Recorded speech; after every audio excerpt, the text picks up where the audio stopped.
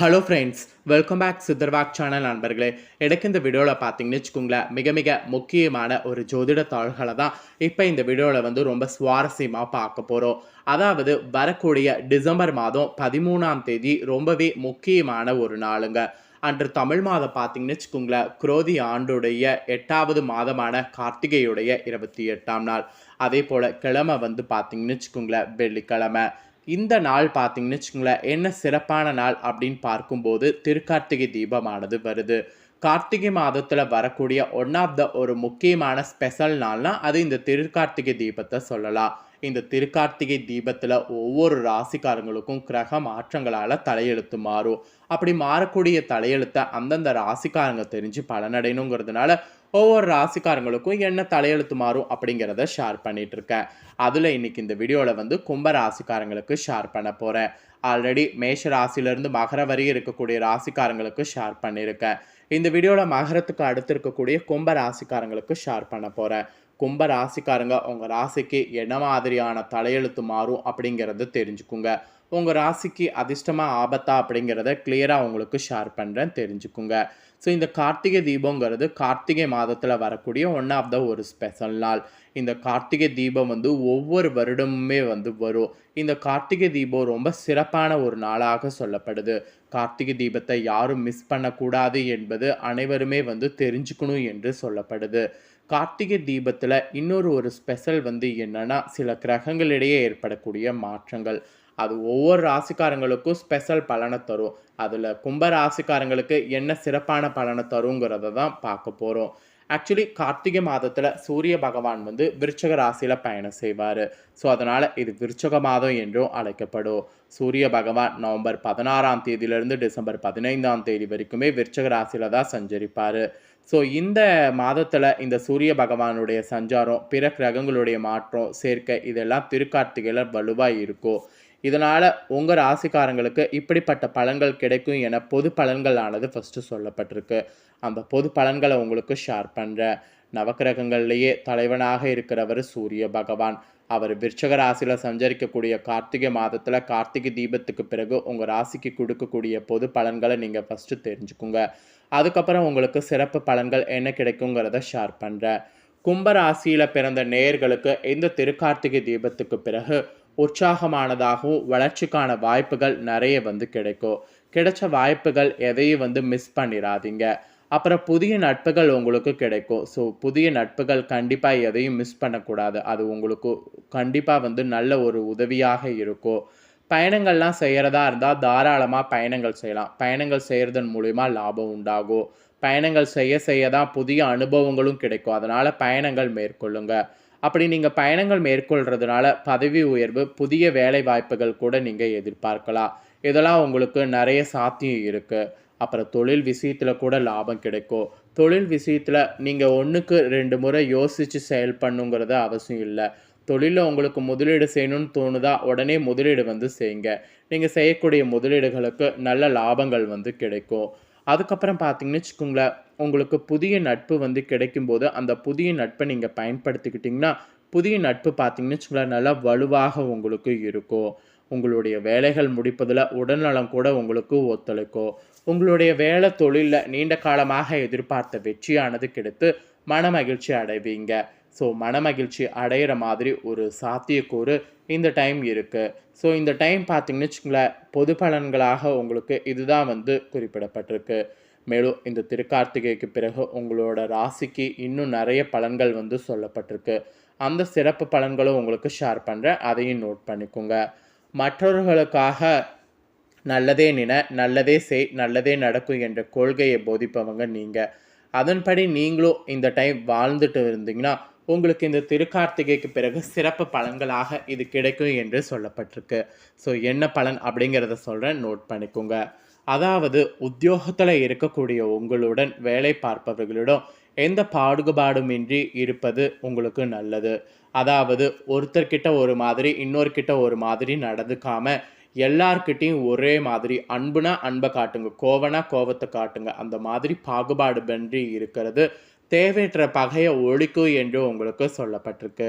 அப்புறம் ஏற்றத்தாழ்வினை பார்க்காம அவர்களோடு சுமூகமாக பழகி வந்தீங்கன்னா அதாவது அவங்களோட ஏற்றத்தாழ்வெல்லாம் பார்க்காம நீங்களும் அவங்களும் சமம் அப்படிங்கிற சுமூகமாக அவங்க கிட்ட பழகி வருவதன் மூலம் பிரச்சனைகள் ஏற்படாம தப்பித்து கொள்ளலாம்.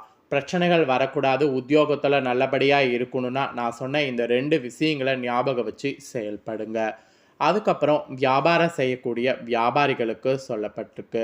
வியாபாரம் செய்யக்கூடிய வியாபாரிகளுக்கு இந்த டைம் தொட்டதெல்லாம் பொன்னாகக்கூடிய காலம்.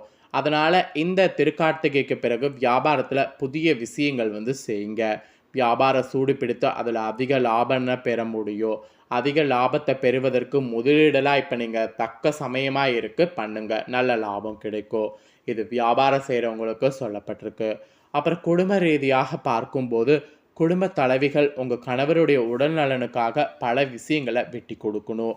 உங்களுடைய குடும்பத்தில உங்க குடும்ப தலைவர் நல்லா இருந்தா தான் நீங்க நல்லா இருக்க முடியும். அதனால குடும்ப தலைவிகள் உங்க கணவருடைய உடல் நலனுக்காக பல விஷயங்கள நீங்க விட்டு குடுத்து தான் ஆகணும்.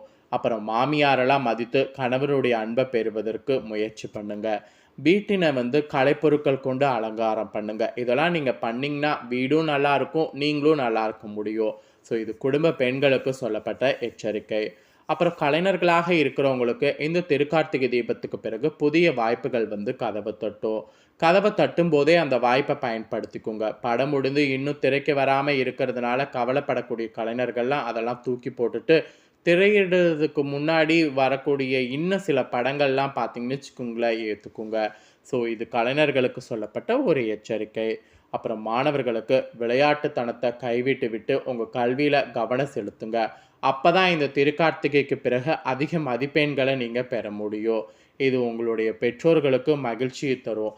அதனால இந்த திருக்கார்த்திகையிலிருந்து மாணவர்கள் பார்த்தீங்கன்னு வச்சுக்கோங்களேன், படிப்புல அதிக கவனம் செலுத்துங்க. இதுதாங்க இந்த பலன்களாக உங்களுக்கு குறிப்பிடப்பட்டிருக்கு. அதாவது சிறப்பு பலன்களாக உங்களுக்கு குறிப்பிடப்பட்டிருக்கு. ஸோ குறிப்பிடப்பட்ட பலன தெளிவா இந்த வீடியோல வந்து ஷேர் பண்ணிட்டேன். ஷேர் பண்ண இந்த பலன்கள தெரிஞ்சிருப்பீங்க. இதற்கேற்ப நடந்து பலனடைங்க. இவ்ளோ நேரம் இந்த திருக்கார்த்திகை, திருக்கார்த்திகைன்னு சொல்றோம்ல, இது என்ன அந்த அளவுக்கு ரொம்ப முக்கியமான நாளா அப்படின்னு கேட்டீங்கன்னா, கண்டிப்பா இது ரொம்ப முக்கியமான நாளுங்க. திருக்கார்த்திகை தோன்றியதற்கான காரணங்கள் வந்து இப்ப நான் உங்களுக்கு ஷேர் பண்றேன். அதையும் வந்து தெரிஞ்சுக்குங்க.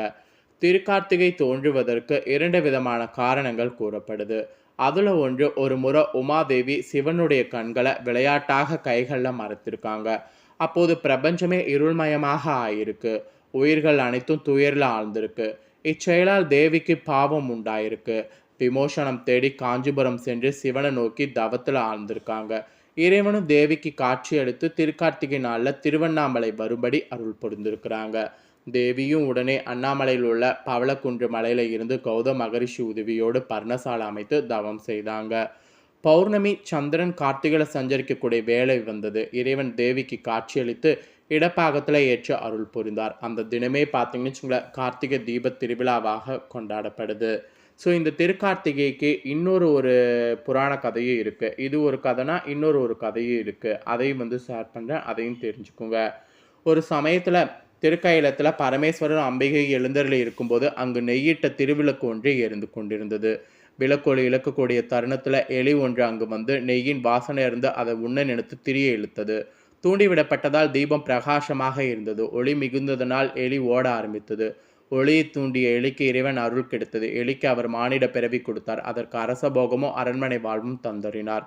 முன் ஜென்மத்தில் எலியா இருந்து அடுத்த பிரிவில் மகாபலி சக்கரவர்த்தியாக பிறந்தார். எண்ணற்ற செல்வங்களுக்கு அதிபதியானார். இப்படி தெரியாம செய்த ஒரு நன்மைக்கே பார்த்தீங்கன்னு வச்சுங்களேன், எவ்வளோ பலன்னா, அப்போ நாம தெரிஞ்சு இந்த திருக்கார்த்திகை விடக்கூடாது. ஸோ கார்த்திகை தீபத்தன்று விளக்கேற்றி கும்ப ராசிக்காரங்க உங்கள் வாழ்க்கையில் முன்னேற்றத்தை வந்து அடைஞ்சிருங்க. இந்த முக்கியமான தாள்களை கும்ப ராசிக்காரங்க இந்த வீடியோவில் நீங்கள் தெரிஞ்சு பயனடைஞ்சது போல் உங்கள் ஃப்ரெண்ட்ஸ் ஃபேமிலியில் இருக்கவங்களும் தெரிஞ்சு பலனடையணும்னு நினச்சிங்கன்னா வீடியோ லைக் பண்ணி ஷேர் பண்ணுங்கள். உங்கள் ஃப்ரெண்ட்ஸ் ஃபேமிலியில் இருக்கிறவங்களும் வீடியோ பார்க்கட்டும். அவங்களும் அவங்களோட ராசி கும்ப ராசியாக இருந்ததுன்னா இந்த பலனை தெரிஞ்சு இந்த பலன்களுக்கேற்ப நடந்து பலனடையட்டும். மேலும் இதே போல் புதிய அப்டேட்டான நிறைய வீடியோ நம்ம சேனலில் போடப்படும். அதை எல்லாத்தையுமே உடனுக்குடனே தெரிந்து கொள்ள மறக்காமல் நம்ம சேனலை சப்ஸ்கிரைப் பண்ணுங்கள். கூட பெல் பண்ண ப்ரெஸ் பண்ணுங்கள். அதை நீங்கள் பண்ணிட்டீங்கன்னா நான் போடுற மற்ற அப்டேட்டான எல்லா வீடியோஸும் உடனுக்குடனே தெரிந்துக்க முடியும். ஸோ சப்ஸ்கிரைப் பண்ணாமல் இருக்கிறவங்க, ஃபஸ்ட் டைம் பார்க்குறவங்க சப்ஸ்கிரைப் பண்ணி பெல் பண்ண ப்ரெஸ் பண்ணி பாருங்கள். ஸோ நெக்ஸ்ட்டு இதே போல் இன்ட்ரெஸ்ட்டோடு வேறொரு ராசிக்கு என்ன நடக்கும் அப்படிங்கிறதோடு வந்து சந்திக்கிறேன்.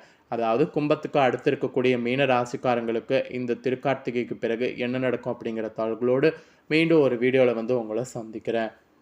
Thank you.